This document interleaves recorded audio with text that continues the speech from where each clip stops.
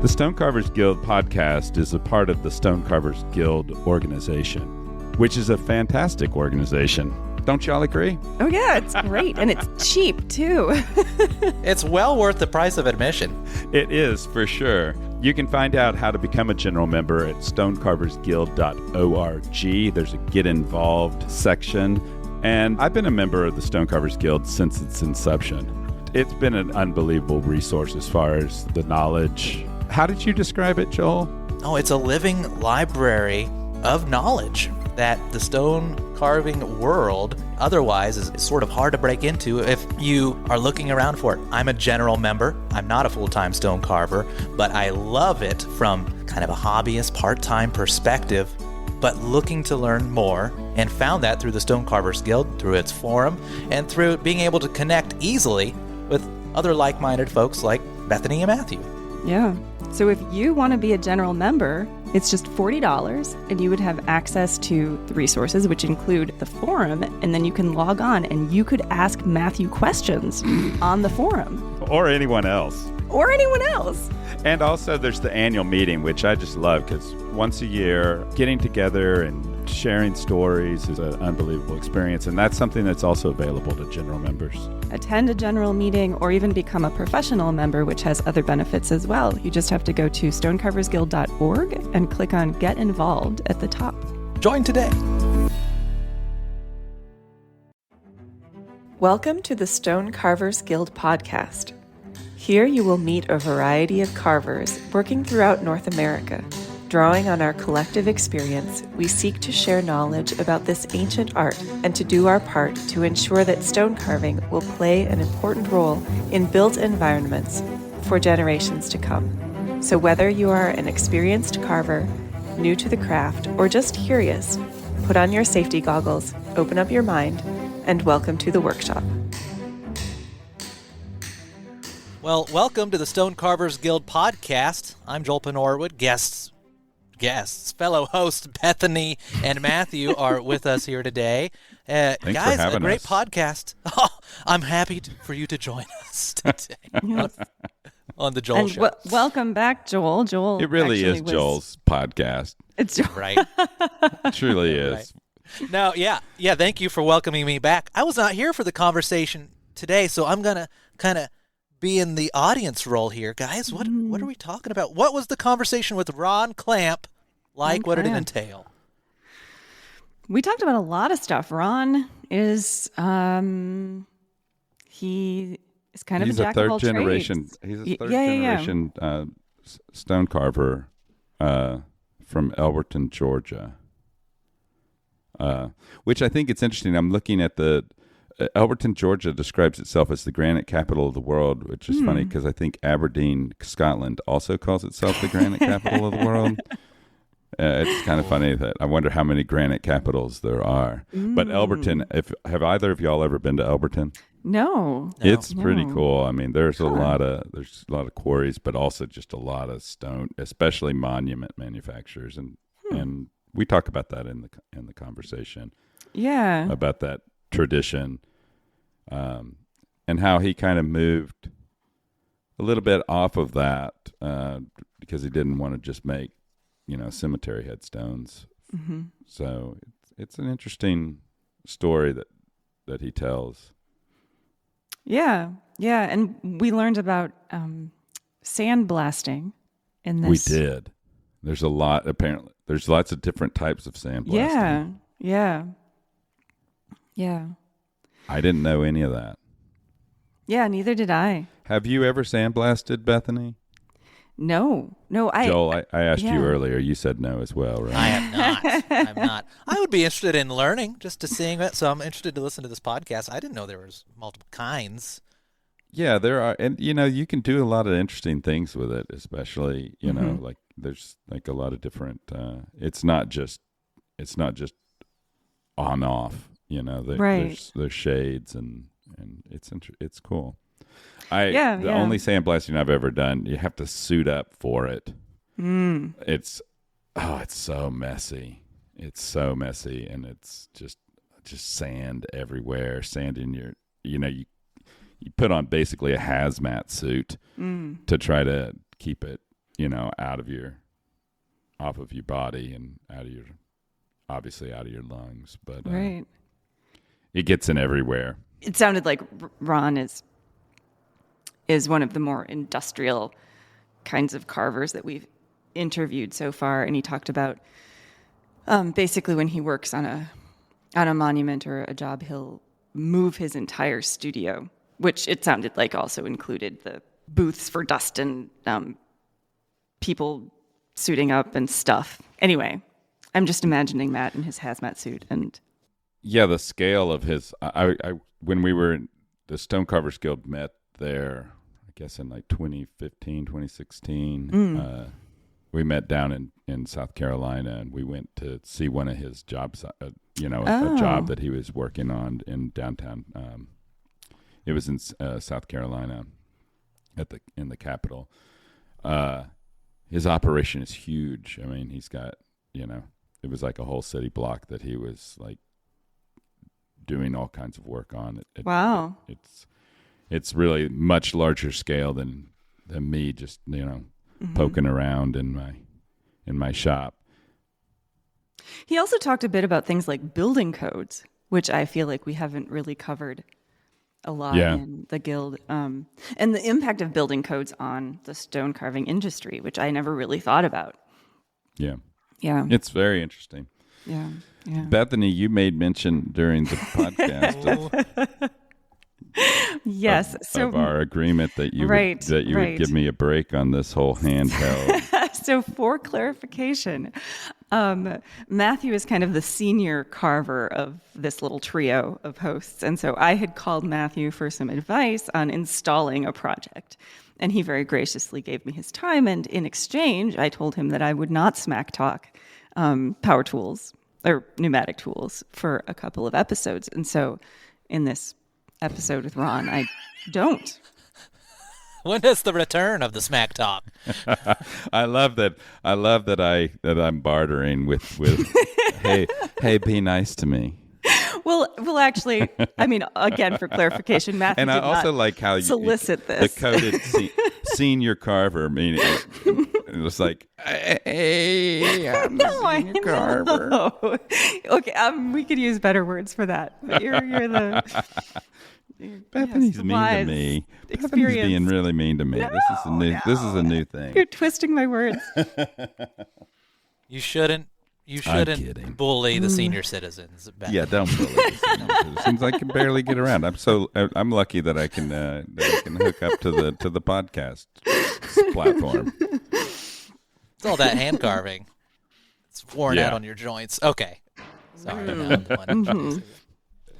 But of all of the episodes for Bethany to like not talk about the importance of hand chiseling, I thought there was a certain irony to this one because we swung hard over to the let's get it done method of thinking.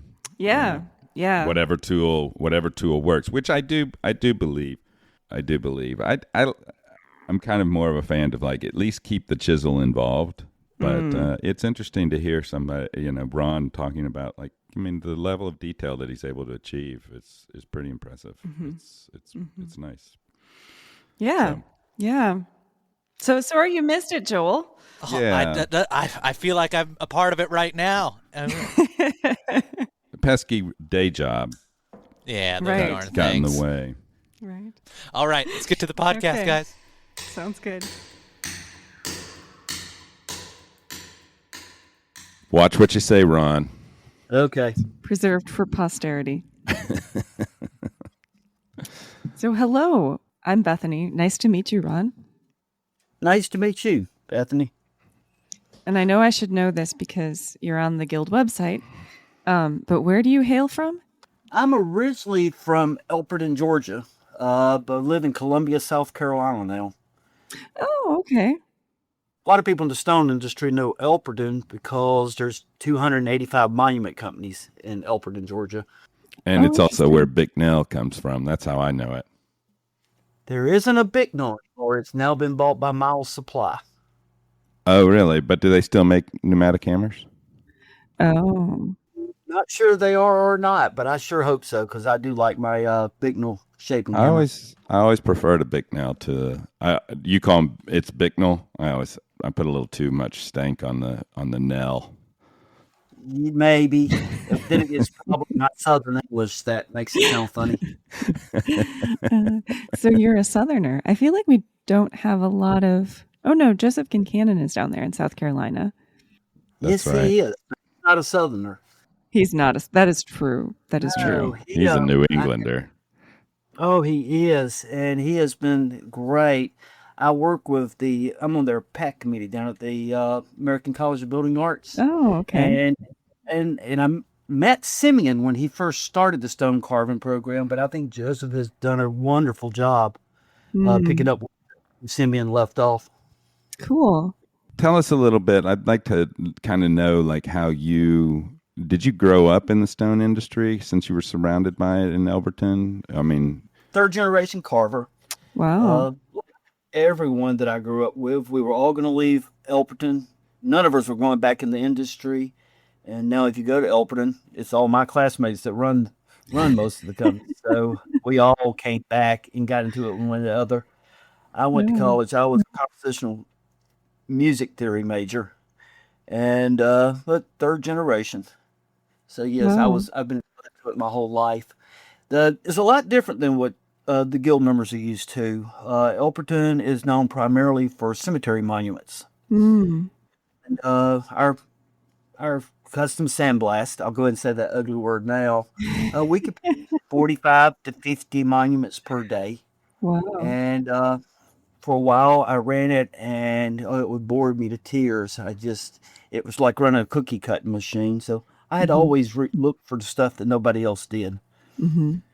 And so the year that I graduated high school was the first year they had a PC. And what's a PC? So, personal computer. Oh, okay. Yes. Sorry. So my dad kept telling me I was working for him. I was learning all the different aspects of manufacturing. He kept telling me, son, one of these days, they got these new computers, and this CAD system is going to replace the draftsman and the rubber cutter, and all these positions are going to be into one. And if you will go back and learn to run it, you know, someday. So I did, and eventually I left my parents' company, and I started off strictly as a design company. For ourselves, we did 45 to 50 monuments, and we probably did another 85 to 100 for other people, just designing. But I could see the writing on the wall that eventually everybody was going to get one of these CAD systems. So we started diversifying. One of our first things, we had designed some high-end signs for Jim and Tammy Baker at the Praise the Lord Club. And my partner at the time, he and I, we knew everyone who carved, but then we didn't know anyone that did gold leaf. And so, yeah, we'll do it. And so we did the gold leaf. That took us to the Carolina Panthers, and we did a lot of work on those stadiums. And soon we built a rig. 50% of stone carving, particularly with real size pieces, is not the carving, it's the handling. So we would do huge projects, but we eliminated the handling. We would actually go to the job on site and do all the carving there. So you eliminated half the work. You know, if you're moving little small stuff, a couple 1,000 pounds here or there, it's one thing. But when you're moving 70, 80,000 pound pieces, it's just better to get it eliminated. So we basically had a mobile manufacturing plant. If I went to California and I pulled in, set up shop, which I have done every year since 95, we had the entire manufacturing plant right there at the job site. It's interesting because that's back in the day in Europe, when the cathedrals were being built, that was the way that it was done. You didn't have carving shops; you had job sites. Correct. Yeah. Well, we kind of continued that tradition for a long time, and we still do. We still go annually to an art project I started in 95 to California. We just came back to California last year, did an art project for the city of San Francisco. Don't travel as much as we used to. When I did travel, we had managed to work in 49 states and 9 countries. What state didn't get your attention? Well, the problem is there's a lot of good stone carvers in Barre, Vermont. So Vermont was the one state we never did a project. And when I say a project, I mean a large project, something that you would have to mobilize to do on site. We've shipped stuff to Barre and to Vermont, but never have actually worked on site in Vermont. Yeah, can you tell us about some of the large projects and the logistics and all of that? Unlike a lot of people in the guild, we do our toolbox. Bethany, you would not like. We have every tool in the toolbox. Everything except for a hand hammer. We do machine work, which is hand carving. We do a lot of things that make better sense using a sandblast, which we'll go right down using the sandblast, doing some 3-dimensional roughing out, diamond wire saws, a lot of blade work. So the only thing, I guess, the only common part of the common variable is it's usually something that nobody else wants to do. Oh. We have a lot of our leads actually come from people who have come to train in our studio. We've had a little over 5,000 people attend a 20-hour workshop in our studio over the last 20 years. Wow. And they'll find a huge project, but it's more than they can handle. A lot of times it's the logistics, figuring out how to make it, organize it. And so we have customers call, well, we've talked to 3 of your competitors and all 3 of them recommend we talk to you. So that's over the years how we have found a lot of the projects all over the country. Wow. Can you tell us about some of them that require a combination of tools? Like what's one that you did some hand and some sandblasting? Yeah. Tell us about the start to finish of something like that. Carving stone's really just about removing what's not supposed to be on the block. So we'll usually take the raw block. We had one. It didn't have a lot of carving. It was mostly stone banker carving. We had about 3 million pounds of stone. Went to a park. We fabricated each piece just like a basic banker carver would to assemble it. We have a lot of jobs we like to have. We've got maybe 6.5 million pounds of stone in our Southern California job. Ship it all out. It's completely erected. All we do is come and do the artwork on it. Currently, we're building a amphitheater that we designed. It holds about 350 people. It's got a 20-foot Greek Revival style pedestal, and on top of it, we're sculpting 2 drill sergeants. So that would use pretty much every skill set that we have at our company. Okay, yeah, the picture you just sent us, I see that. That is the model Okay. for that elevator and the statues in the middle. Just so that I know what I'm looking at. So it's got the pedestal with the statues in the middle, and then you've got the seats that are around it, and then it also shows a design on the floor. So is all of that stone, as in like the colored parts, they also stone? The colored parts, actually, we have a masonry team who will come and put pavers. The huge logo carved into the floor is Georgia gray granite. The risers are it's made up, I can't remember how many pieces there are, but they're made of 22-inch thick by about 3 foot deep solid blocks. And so we basically take the huge 22-inch slabs and break them out into the curve and make the amphitheater. There's a lot of banker masonry as far as the stairs and the stuff that goes up the sides. Okay. The back wall, it's 30-inch thick pieces that we break out. So you have the big, heavy granite cleft on the sides, and you get your joinery pretty tight. And then, of course, the statue. The statue is a lot of tool work. A lot of hand carving. I know you don't like the machine tooling, but the machine tooling is the only reason we can do monuments in North America.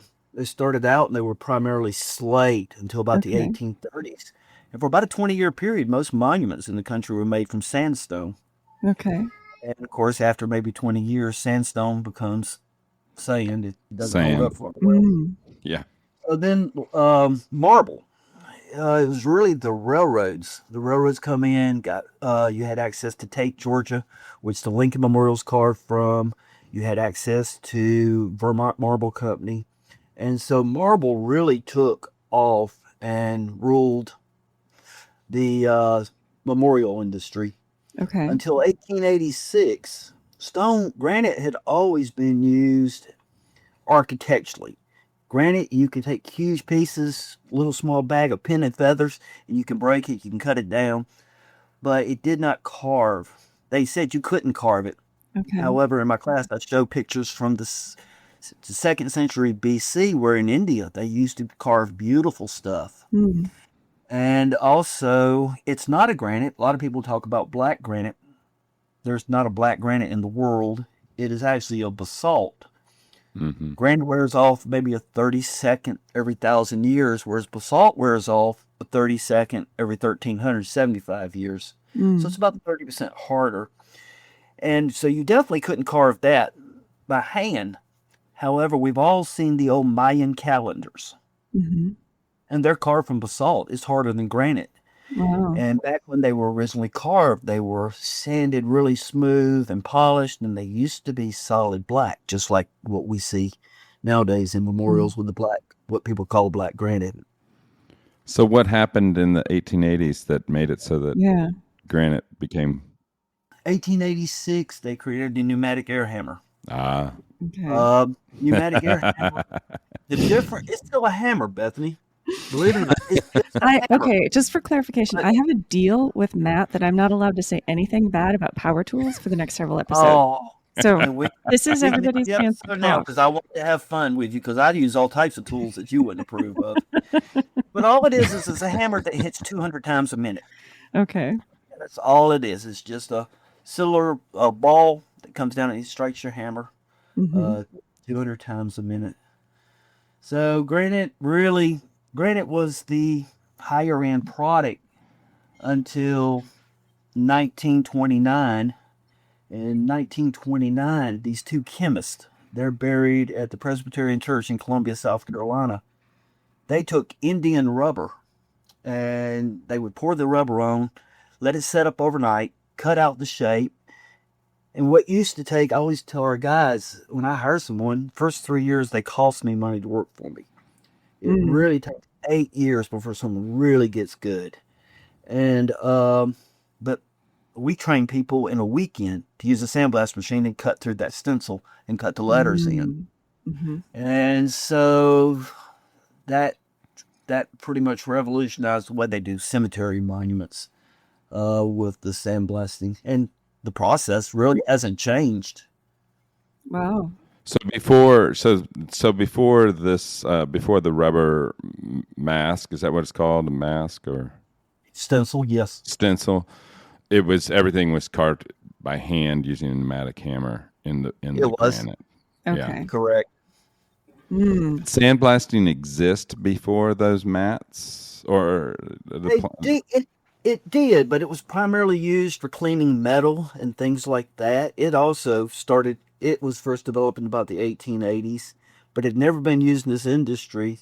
And for our students, the monument industry in North America's employs about 8,600 people.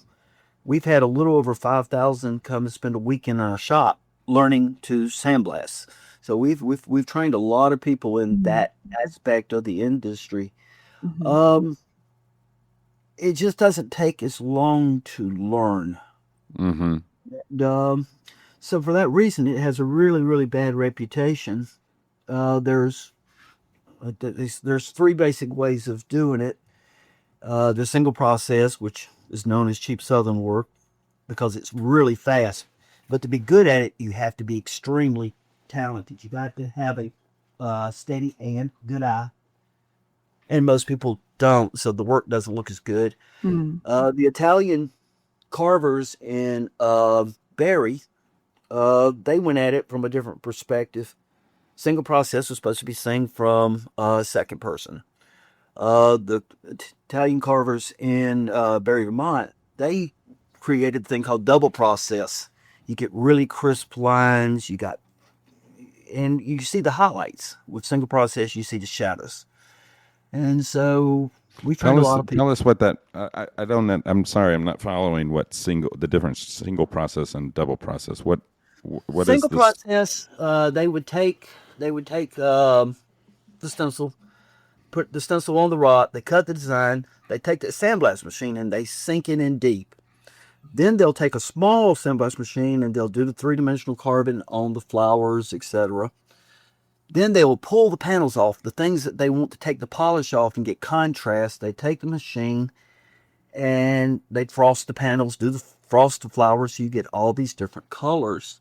If they really invested the time in granite, just using sand, you can turn a piece of granite anywhere from gun barrel blue to solid white.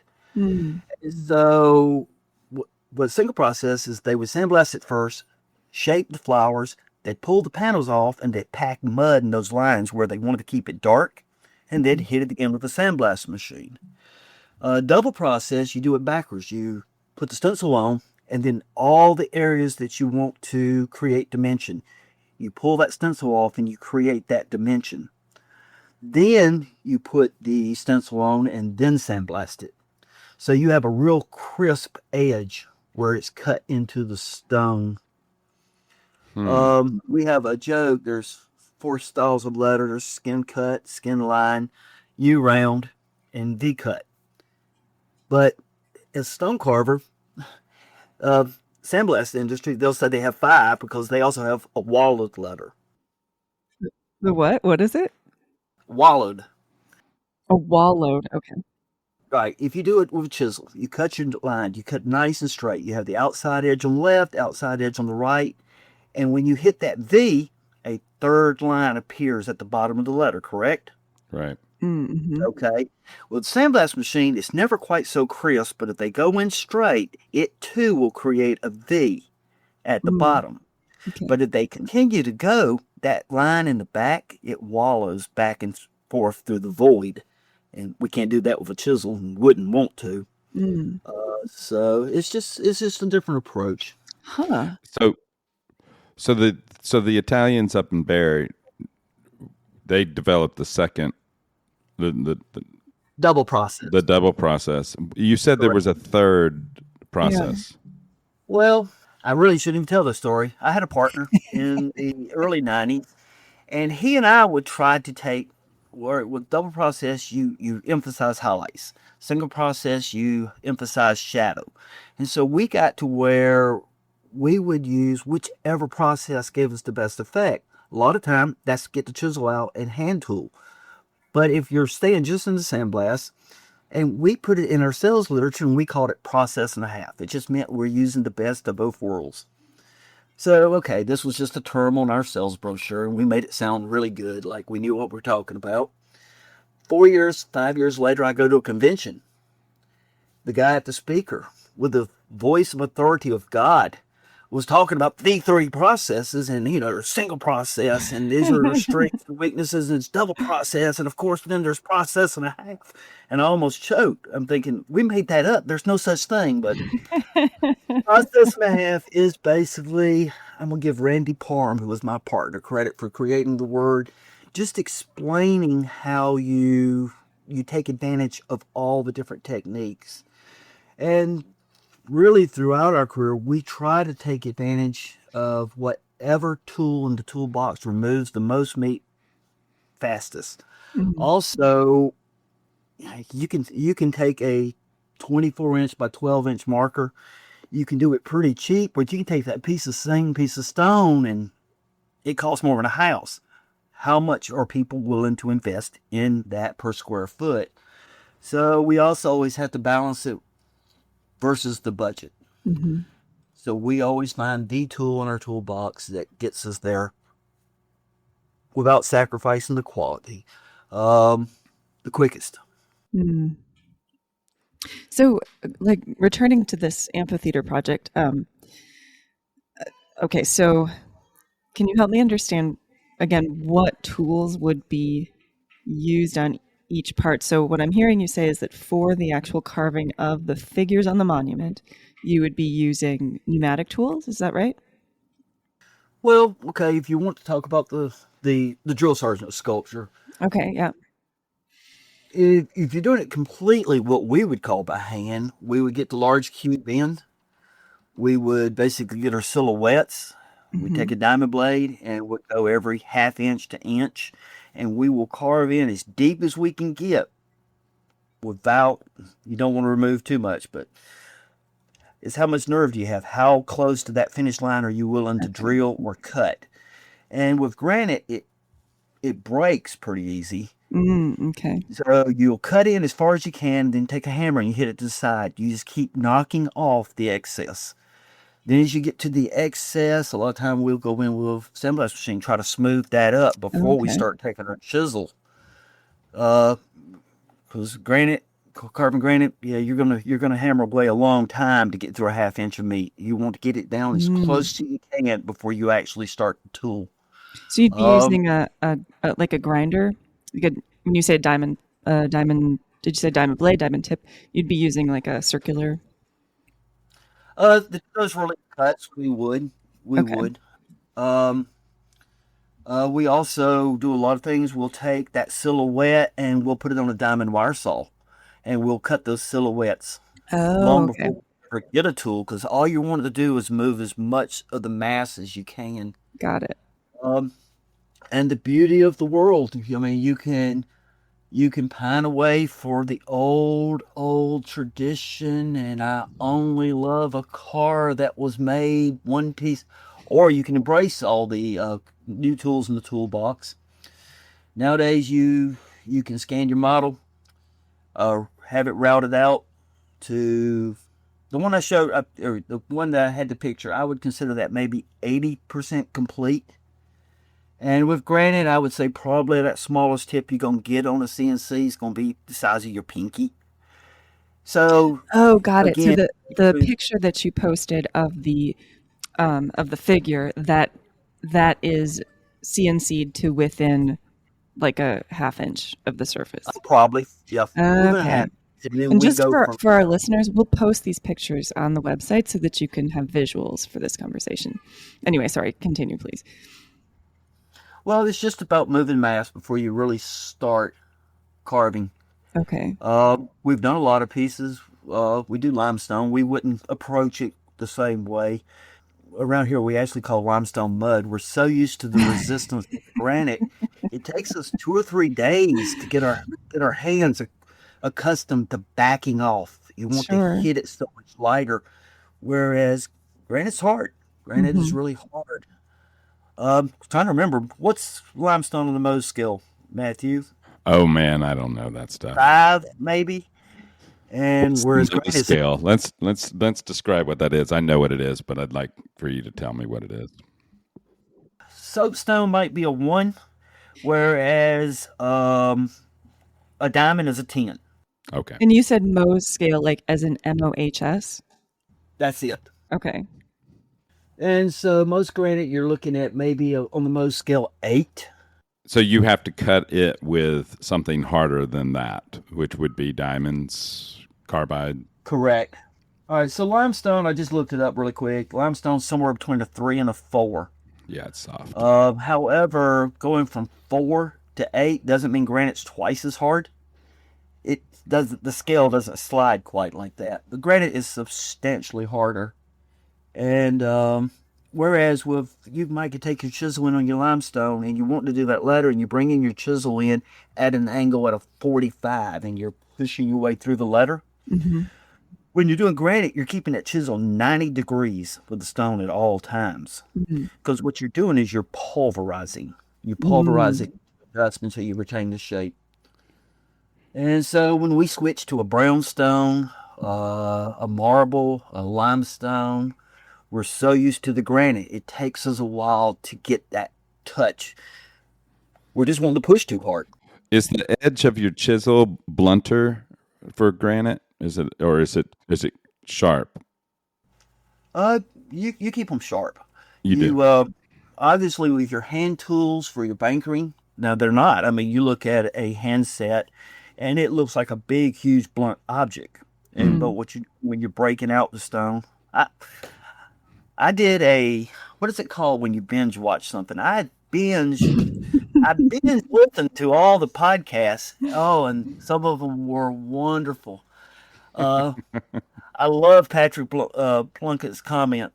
Did you do this? And I did what I was told. That's really what to us stone carving is about. Is you can do art. But I have 12.5 families we have to feed. All of our employees, they expect to get paid every week. The only people who don't always get paid every week might be Sally and I. So you do what you're told. But you try to set up what's realistic during the design and the engineering with the architects.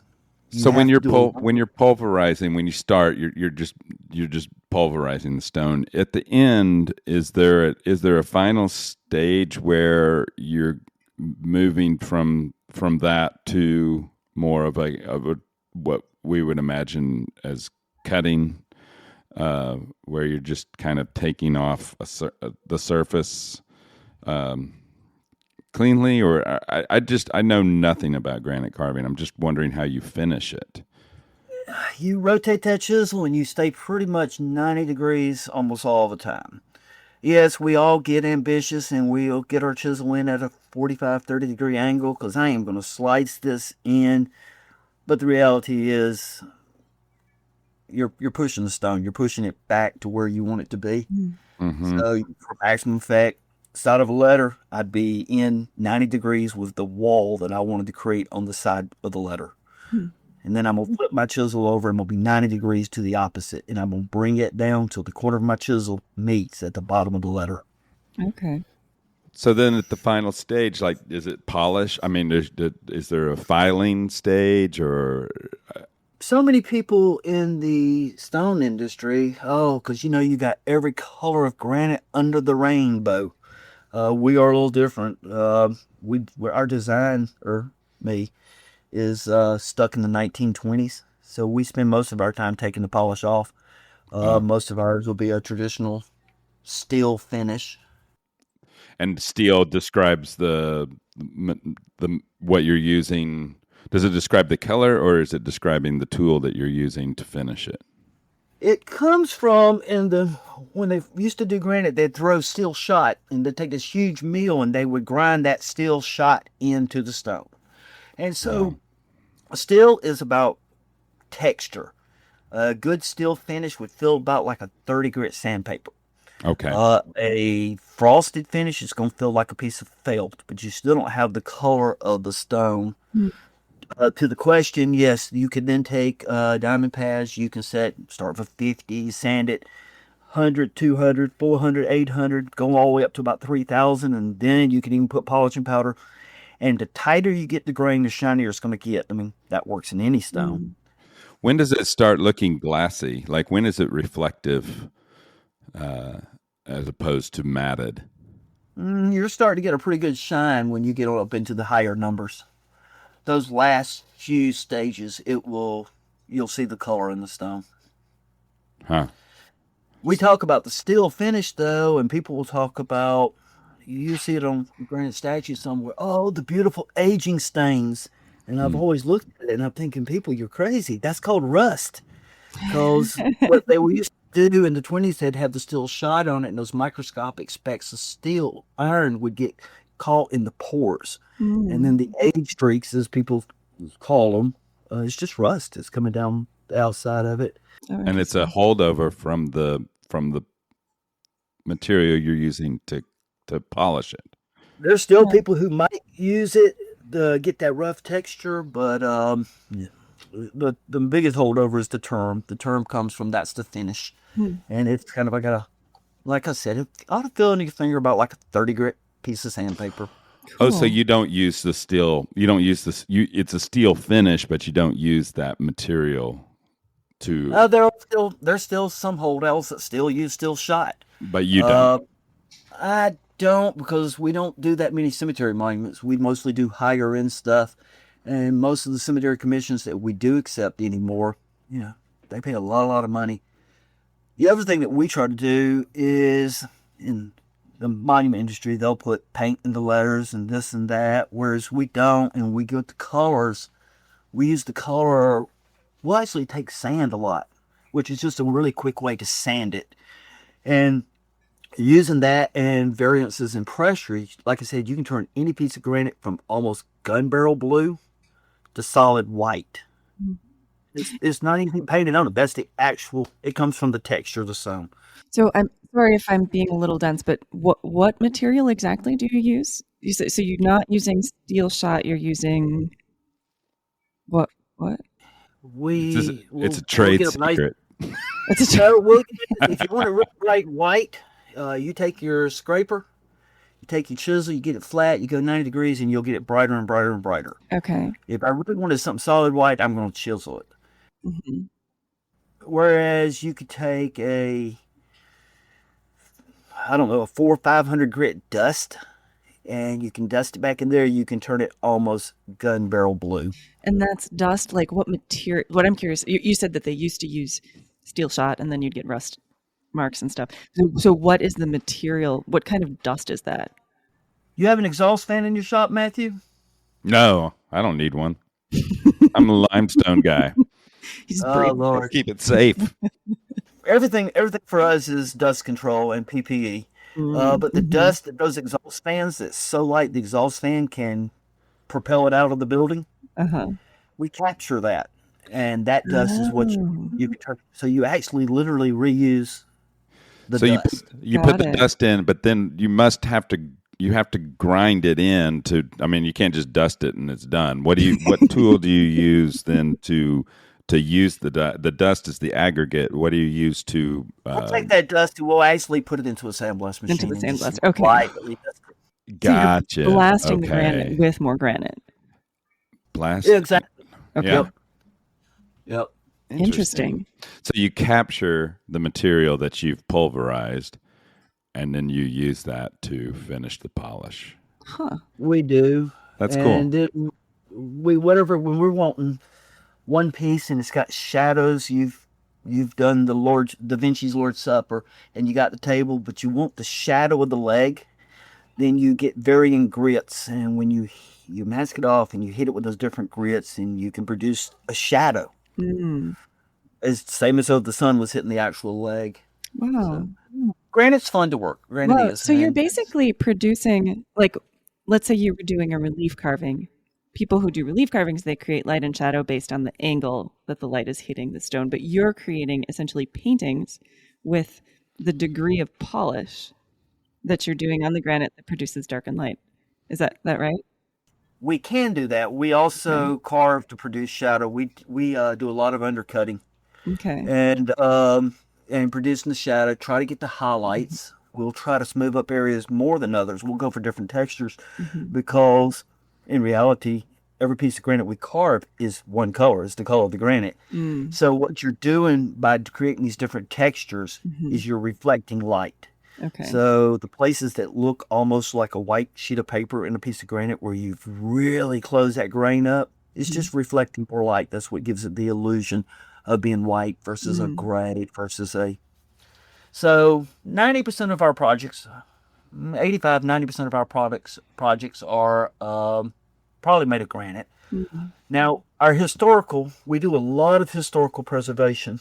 And we do all over the country. This past year, we redid Supreme Court for the state of South Carolina, U.S. Customs House in Charleston, which was started in the 1850s. So you have to use whatever product was originally made. The Customs House, the first for about 28, 30 feet from the ground up was all split granite. But then from there up, the quarry was about 12 miles from Manhattan. And so they started in the 1850s. It was a dolomitic marble. And they finished it to 95% completion. And then the federal government cut the money off. And there was a small war between some of our northern friends and our southern friends, and they got that out of the way.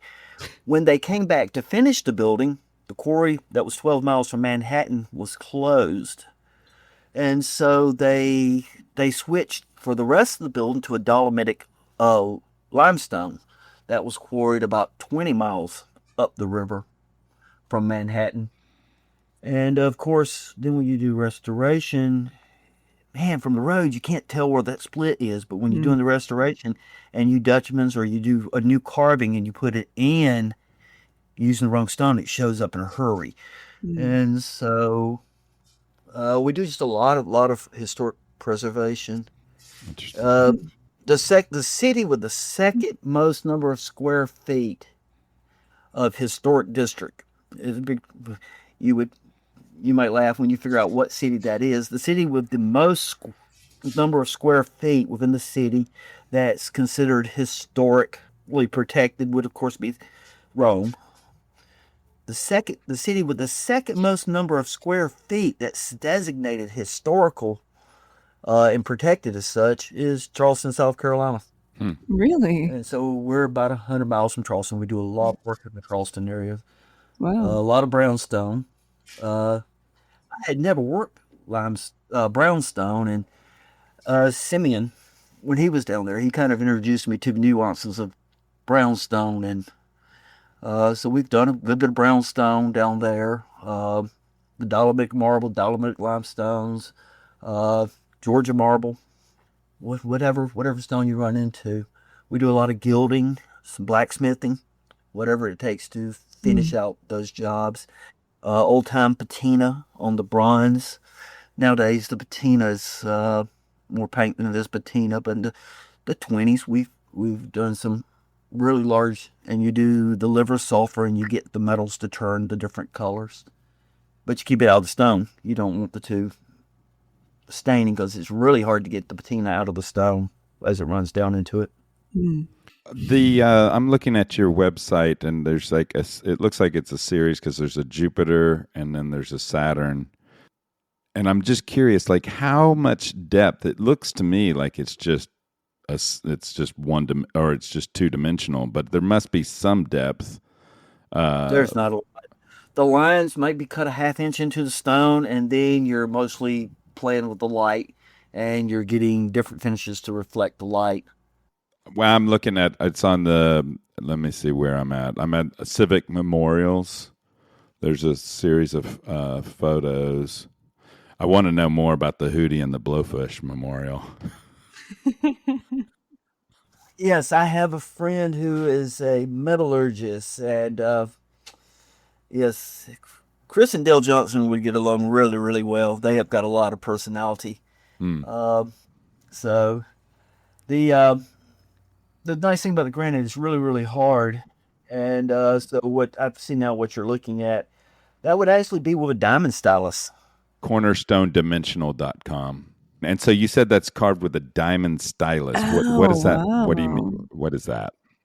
You literally, in that particular case, you would take a bonded diamond, and with it being on the black, a lot of people use the electroplated diamond, but you literally, you just like you do it with back in school when you were doodling, instead of paying attention to the teacher, you basically draw it, and it scratches it off. You just have to think backwards. You're putting the white on instead of, and so it's just diamond stylus in etched. It's spinning like it's in a what is that called? It's a Dremel, basically. A Dremel, a Dremel for what? And that's what most people who etch would use, a Dremel. Most of ours are really larger projects. We would use more of a pneumatic, larger version cover a of lot that. Of it. Yeah, we use a lot larger version of that usually. So it's not like you're not punching it with a hammer. You're basically you're using it like a pen to correct. And then you're like in the top part of that Jupiter, you're just kind of dimpling a little bit to create top part of that a would gray. probably be dimple. Yep. Yeah. Wow. Well, no, actually what you would do is you'd brazen over. You would lightly, just like you would done when you were not paying attention to the teacher, you would have just lightened up on it, and you would go over it You can do a dimple carving, but that would have just been lightly grazing the top. So on that, I'm just trying to understand the process of this. You would create the sandblasting. How do you create that perfect circle? Like, is that something that you would use a template for in order to create that hard line that of the circle? I'm all about speed, so I would have probably thrown a template up just to protect that which I would have probably thrown a rubber template on it because that's what's easy for me to produce. I'd have thrown a rubber template, and then the rest of it it would have been free-handed. But it wouldn't be sandblasted. You would just put the template up to keep you from getting outside of the edge. And then you get to sketch. You get to doodle. I gotcha. And then it's the word Jupiter is sandblasted. That would have just been cut in with sandblast. Pretty simple. Yeah. It's cool. I'm not a big fan of the etching because the thing about the black, the basalts, and a lot of people do the etchings now. The thing about it is, over 80 to 100 years, the black's harder than granite, but the expansion contraction rate is also greater. Mm-hmm. So after about 100 years, you no longer have a polished finish; you have a honed finish, which means you don't have the contrast. So it's not anything that. You'll never see me design it from scratch, and you're going to see me put a lot of etchings on it. I'm not fond of them. So that this piece, you're saying that in 150 years, the edge will be lost because it'll all be kind of a gray. The image will still be there. That beautiful black all the way around the outside won't be as dark. So you'll lose contrast. Gotcha. Interesting. And then the hootie and the blowfish. That must be. Does it have something on top of it so that it's just single flat surface, or is it just? Yes, obviously we just threw the guitar pick on there, but it's got. You'll have to Google it sometime. It's got the musical notes in stainless steel sculpture floating through the air. It's a pretty wild looking design, and like I said, Chris Stike, who did the metal work, and Dale, they would love each other. If that gives you any idea of Chris' personality, we all know Dale, so they're kindred spirits. That's Dale Johnson, referring to previous podcast for our listeners. Correct. Yeah, they would be two peas in a pod. Right. That's cool. The podcast did it start or did it end with him singing? I think it ended with some singing. Right. On looking more at the website, on the portfolio for the sandblast page, like the goose that you have a photograph of, it's really beautiful. Is that what material is that? That's not granite, isn't it? We did those out of limestone. We did them out of slate. Those we put in all over the world. That was an accident, and we were part of the design team coming up with it, and these are some amazing designers. So I was way out of my league, and I was young, and so I listened to this. Long story short, when we did the goose, I didn't think anybody would use it, so in the wings and all the little filigree that makes the wings, I put our name. And so then we got it. And so we had done hundreds of these all over the world. And one day I get a phone call. You're putting your name on our logo. Oh, man, I had a heart attack. I just knew I was getting sued. But yeah, you'd have to know exactly where to look. But somehow or another, somebody spotted our name in the wings of the filigree. Huh. So but it's on the website. That's limestone that I'm looking at. Probably, yeah. I don't know where you're on the website, but okay. You'd have to tell me. I haven't looked at our page in years. Where is it located? I'm under the portfolio, the sandblasting page. Look at your website. Okay. I haven't looked at my website in years either. One of the upper left, most of that was indeed a limestone, and get a sense of scale. It's probably 40 feet wide. I can't remember how tall. The one to the right of it that's T-cells, and they're on Children's Hospital in Seattle. It's about, I think the wall's maybe 60 feet, and it's in a Portuguese limestone. and we chiseled in. They're probably chiseled in about an inch deep. The depth would be determined by the width, obviously. The other two, that's kind of a just example of your split, just your banker where you're splitting the stone. Some of those benches that we put in the bottom two pictures, I don't remember. One of the benches was about 77,000 pounds. Mm-hmm. We did relief throughs on it. And there's 3 or 4 million pounds of stone on that little project. So what's something that you're working on right now? We are working on the amphitheater and the drill sergeant statues. Oh, right. Yep. And so we got a brownstone project in Charleston. Working on the customs house in Charleston. Got a good bit of marble repair that we're doing replicate. And you said you said earlier that you're spending less time on site, so you're doing more in your workshop. Is that correct? I guess we spend more time on site. I try to stay closer and closer to home. Oh, okay. I don't travel as much. Last year, as a matter of fact, we didn't. After son got sick, and so we didn't take any new orders for 2 years. We were booked anyway. We tried to stay in the state of South Carolina. However, we even not traveling as much. We did an art project in San Francisco last year, Virginia. So we still go to wherever the work is. We're booked, so we try not to go any further from home unless we need to work. Do you have a workshop though at or is it exclusively on site? No, our studio here is in Columbia. Uh-huh. The thing with the studio in Columbia is we've got good dust control. And whereas you don't worry about the dust, we make a lot of it. And so we've got the studio here. We do most of our carbon. Got a plant that we do bigger stuff in Elberton, Georgia. Do you have to worry about the dust when you're on site? How do you manage that? Well, for instance, in San Francisco, it was a huge project. And so I just told them you have to shut the entire place down because I'm not going to try to screen off the sand, the dust. The dust isn't good for you. Mm-hmm. I mean, even with the chiseling, when you're doing granite's 68% silica. So yeah, you have to wear PPE all the time. You need good ventilation. It's just part of your life. Mm-hmm.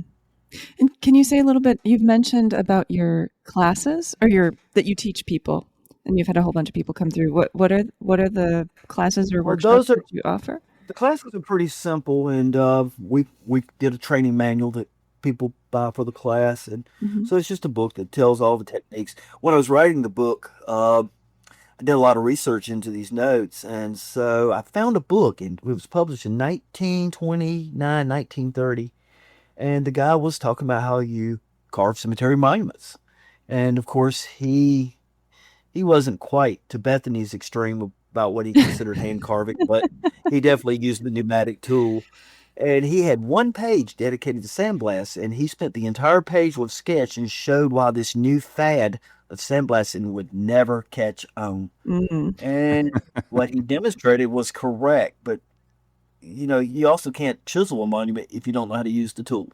Mm-hmm. And so we did the book. That's mostly geared toward the monument industry.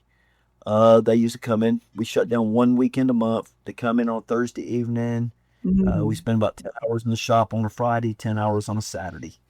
And we'll demo it one time. Then we turn around and hand them the tools. First time they do it, we'll literally reach around and take the wrist and hold their hand until they get it. And then as they get one thing, we'll make something harder and harder. So we've had a little over about 5,000 people. Do you still do that? And if people want to sign up for that class, how do they do that? It's on the website, and yes, we do still shut down. I do probably more of the classroom time, which is maybe 3 hours. I have one really good stone carver. He has come a long ways. He's been with me for a long time.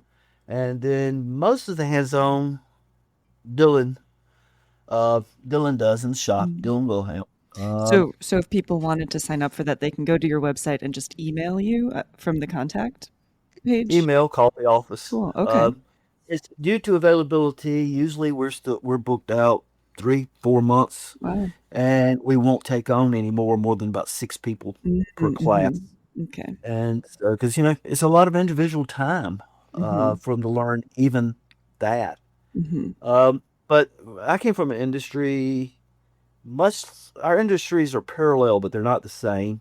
But I come from a town, about 285 monument companies, 40 active quarries in Elberton, and used to be wouldn't teach anything. Nobody really wanted to teach because they felt like they were teaching their competitors. Sure. Work for me today, meet with me tomorrow. And so they used to have a school there, and they shut it down. And so we just we love to show how to work with stone. And in that class, we've taught hand tooling, raised letters. We've taught gilding, the gold leaf, palladium. Yeah, any of the skill sets that we have, and we'll teach them. Cool. That is cool. Wow. I have to give a shout out to Holmes Tools in Elberton because I needed a pitching tool, and they're just so easy to work with if you need a tool like that. It's Holmes, like Homes, or Holmes like Hulmes. He and I graduated together. There's tool also. Oh, I get cool. I get a little bit from both of them. Actually, both of them pretty much graduated with me. Yeah, so they're both in Elberton, Spartan Tool and Home Tool. When you took the Stonecarvers Guild over to Holmes Tools, there was, I don't know if you recall, but there's this huge pile of discards that you can't use on granite anymore, but for limestone they're fine. So he'll tell you to pick out what you want. Yeah, because it's not worth putting the carbide back in. And so it's a small mountain. It is. and you feel like you're still in the Stone Age when you go to his shop. It's great. Wow. So you guys know each other. Like, you've met each other. That's just computing right now. You mean me and Ron? Yeah. Yeah. Okay. So you've gone to guild meetings together. Have you noticed? I know everybody. Yeah, that's Bethany. right. I forgot. Yes. So, Ron, can you tell me what Matthew's face looks like? Because no, none of us know. Does he have 2 heads or something? Well, Bethany, if you'll go to the post office, go about 3 pages down, you will find a really neat pencil sketch. Enemy number 1. Actually, I was shocked. I spent the weekend binge listening to the podcast, and like I said, the podcasts are wonderful. I really enjoyed it. Thank you. But I sit there, and while I'm doing it, on the other hand, I'm Googling, and I'm trying to find recent photos. If you come to our studio, I can't afford to buy a sample of everybody's work just for my own personal collation. So years ago, I got, as many would send me, I got them to send me photos of their pieces. So you go through our thing, we have cases of everybody in the guild who would share photos with me.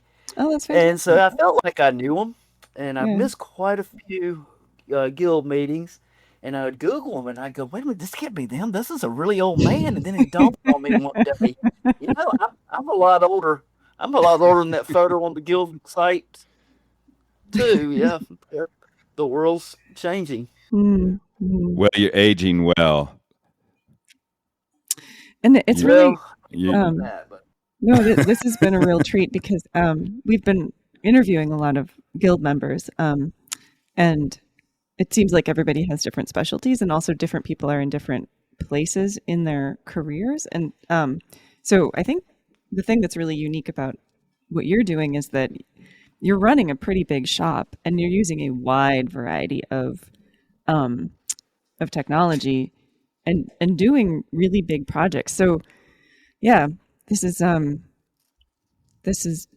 definitely, I feel like, in terms of filling out the variety of what we have in the podcast, I feel like this is really important. Like, we haven't had an in-depth conversation about sandblasting up to this point, and now we have. So never have it again. Well, you'll have to come back, right, and join us on the podcast again when Bethany is released from her obligation to not badmouth power tools. That's right. No, but like, well, that's a good idea. Like, it would be really cool to do a podcast after this project that you're doing is done, and we could see, for instance, finished photos And you could say, like, well, if in you ever get retrospect, the what it was chance, like. Bethany, to go down to a project that Ron's working on, I highly recommend it, because when you took us to, I guess I kind of was confused about where we were. I think we were in the capital of South Carolina, but you were doing a downtown project there that was just immense. It was like city blocks of work. It's really amazing, and being able to figure out the logistics of that is pretty amazing. It's the logistics. The world's changed. The world's changed, and if you want to keep up, you've got to use every tool in the toolbox. You need to be pretty innovative. My favorite carver was probably the most innovative stone carver, but he was also one of the best business minds. He could tell you how many hours every day, each individual carver. He was overseeing maybe 70, 80 carvers. He could tell you how many didn't have hours, actually, because the Gregorian calendar was invented and introduced right at the end of his career. But he could tell you how many units each carver had, how many chisels, what tools they use, waste material. And if you ever get a chance to read Michelangelo's work logs and some of the innovative approaches, the new tools, Sally and I laugh all the time because people grimace at the thought of an angle grinder. And we often laugh that, heck, if Michelangelo could have invented it, he would have been using, because it's all about, it's a business. And if you're not running as a business, it's a hobby. And business is getting harder and harder.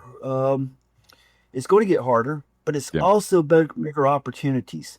In the 1920s, 30% of budget for a high-rise building was for ornamental stone.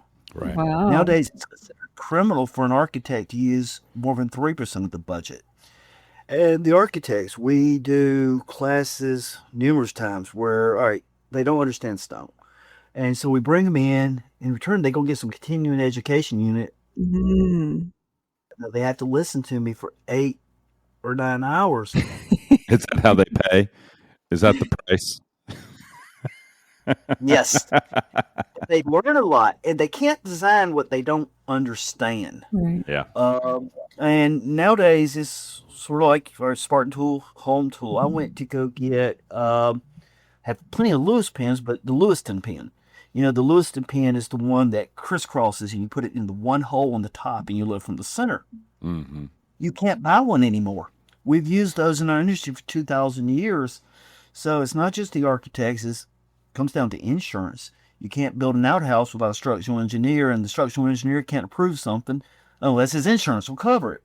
And so all these tools that we've used for 2,000 years, they can't make a Lewiston pen because they can't sell enough of them to justify spending $30,000 for the engineering test. And so education, we spend a lot of time educating every client. We also spend a lot of time, people come in, particularly on the cemetery side, and we'll have people flying from Texas, and they've sat and talked to Sally. I'm designing on the computer, and they've clearly told me what they want when they showed up. So if you know what you want, why don't you fly from Texas? So I just always assume, you don't know what you want. I know what you want. So I sit and talk to them, and I sit, and I don't let them watch it first. I'll just sit and draw what they're talking about. And then when you think you've got it, now you start letting them see a little bit. So it's all about education. It's all about whether you're educating the structural engineer, and you're always learning. We've got an amazing structural engineer in Charleston that I have learned so much from. You sharing, but you're also listening, you're learning. And to run a business anymore, you get a federal project, you better have one full-time person just to fill out the paperwork. Oh my goodness. It's all about, it's first and foremost a business. You can love what you do, but if you can't pay the bills, you shouldn't be doing it. So there's just so many different pieces and parts to make any project we do anymore work. Well, I have kind of one last question for you on that topic. So for you, what is the essential part that makes it still stone carving for you? I can't give one central part because I never like to do the same thing twice. I love the one that I don't know how to do. And you're always running into something you don't know how to do. Sure. And I know every mistake you can make on it because I have nightmares about them. I wake up in the middle of the night. What happens if? And I wake up in the middle of this, and then I figure out the solution. And so all the things that can go wrong, I'm rarely shocked because I've already lived through that nightmare and I've kind of worked that one out. And it's the learning. It's continuous. We had to gild down to Charleston, and then we had them to Myrtle Beach. I didn't want to grab a hammer. I wanted to watch Walter Arnold. I wanted to watch Bob, Matt, Stu. I mean, yeah, you're always learning. You're always learning something new. I love the analogy of stilling. But I'm not going to go around Matt. I'm just going to say, Matt, move over and show me, Matthew, show me what you're doing. I'm just going to take it. And so I guess the one thing that still makes it stone carving is if I've never done it before, I'm excited about it. Cool. It's figuring out how to do new things. Cool. Well, we really appreciate your generosity with your time and with all the knowledge that you've shared. This is fantastic. Thank you, Ron. We really appreciate it. Yeah. I love the podcast. Y'all keep up the good work. Thanks a lot. You've been listening to the Stone Carvers Guild podcast. We hope you've enjoyed this conversation, and we hope that you will find us online at stonecarversguild.org. There you can find photos showing some of the things that we discussed today, additional information about our guest, and if you're so inclined, ways to get more involved with the Guild and our ongoing activities. And of course, if you've enjoyed this podcast, we hope that you will subscribe and rate us on the podcaster of your choice. 5 stars, please. We'll be back in a month with a new episode, so until then, keep your hammer up and your chisel sharp.